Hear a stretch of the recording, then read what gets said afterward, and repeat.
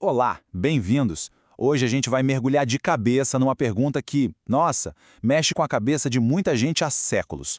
A questão é a seguinte: o Novo Testamento é historicamente confiável? Sabe, os autores, será que eles viram mesmo o que contaram? Ou será que tudo não passa de uma ficção muito, mas muito bem bolada? Para começar, vamos dar uma olhada nessa afirmação aqui. É de um dos autores do Novo Testamento, Simão Pedro. E olha, a declaração dele é direta, é ousada. Ele não chega e fala, a gente ouviu uma história ou ficaram sabendo que. Não, não. Ele diz com todas as letras, nós fomos testemunhas oculares, nós vimos. E é exatamente essa alegação central que a gente vai colocar à prova hoje, usando as ferramentas da análise histórica mesmo. E aí, claro, vem a grande pergunta, né? A pergunta que vai guiar toda a nossa investigação. Como é que a gente pode saber se isso é verdade? Quase 2000 anos depois, como verificar? Bom, a resposta está em tratar esses textos não como algo sagrado, intocável, mas sim como qualquer outro documento histórico da antiguidade. A gente vai pegar esses escritos e passar pelo mesmo pente fino que qualquer outro texto daquela época. Então vamos lá. Para começar, vamos colocar a nossa primeira testemunha no banco dos réus, por assim dizer. Vamos analisar o caso de Lucas.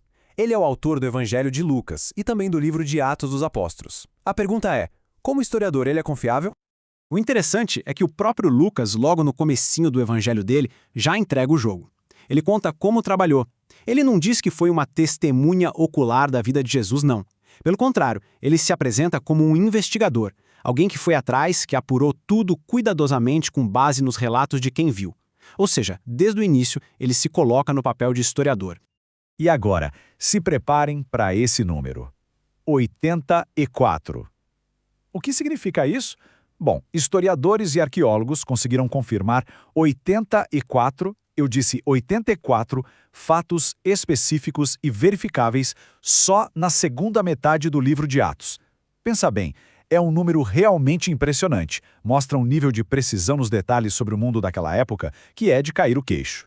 E olha, não estamos falando de detalhes bobos, tipo o céu era azul. Não, a precisão de Lucas é cirúrgica. Ele acerta coisas como as rotas marítimas, os portos corretos, ele acerta até os títulos políticos exatos dos governantes locais, que aliás mudavam de uma região para outra no Império Romano. São aqueles detalhes que ou a pessoa esteve lá, ou ela conversou com alguém que esteve lá. Não tem outra explicação. E o mais interessante é que essa conclusão não vem de estudiosos religiosos com algum interesse na causa. Não.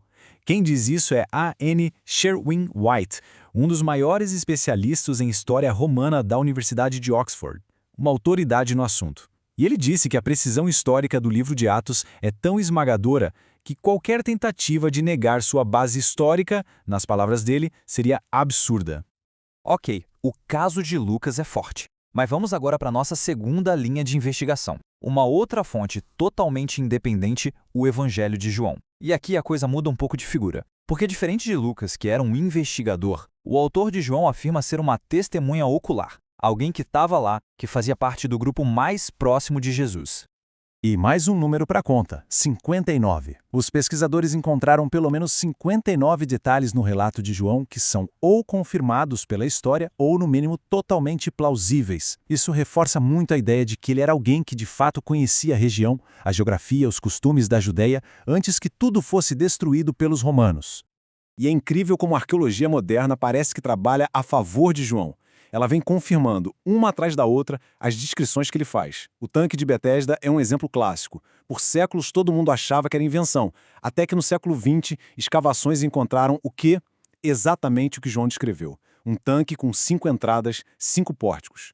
E o detalhe matador é que essa estrutura foi destruída no ano 70. Isso é um indício muito forte de que o autor viu aquilo com os próprios olhos, antes de virar ruína. Tudo bem? A precisão nos detalhes internos é impressionante. Mas, e o mundo real? Como esses relatos se encaixam na história que a gente conhece por outras fontes? Porque, vamos combinar, se fosse tudo ficção, seria uma loucura, um risco enorme, encher a história de nomes de pessoas reais e, pior, poderosas.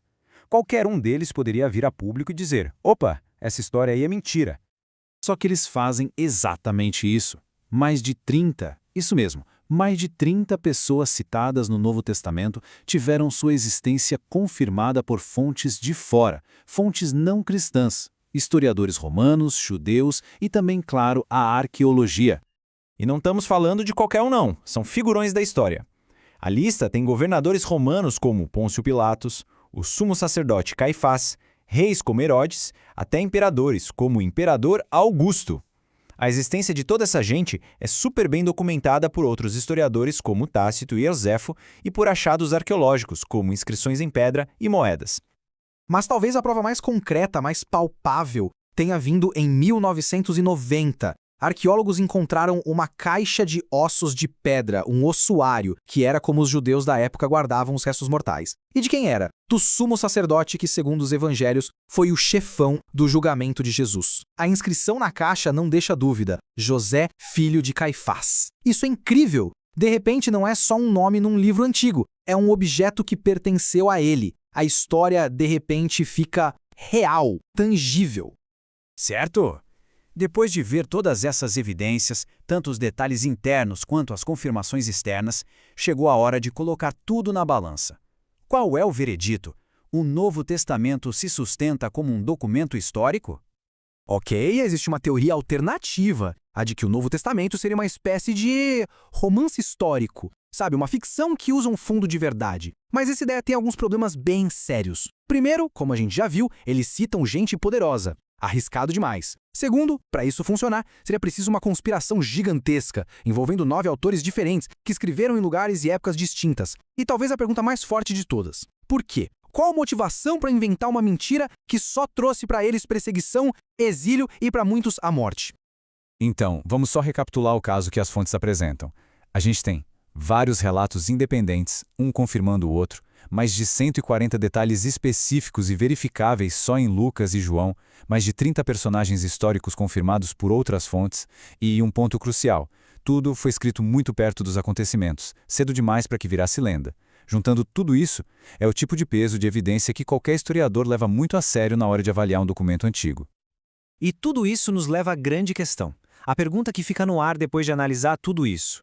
Pensando bem, o que exige mais fé? Acreditar no testemunho dessas pessoas, um testemunho cheio de detalhes que a história confirma, ou acreditar na alternativa, que vários autores, em vários lugares, bolaram uma ficção super complexa e depois decidiram sofrer e morrer por essa mentira? É uma pergunta poderosa, né? Que ecoa aí por 2000 anos. A análise histórica nos dá as ferramentas para investigar, mas a conclusão? Bom, a conclusão final fica para cada um. Foi um prazer ter a companhia de todos nessa investigação. A gente se vê na próxima.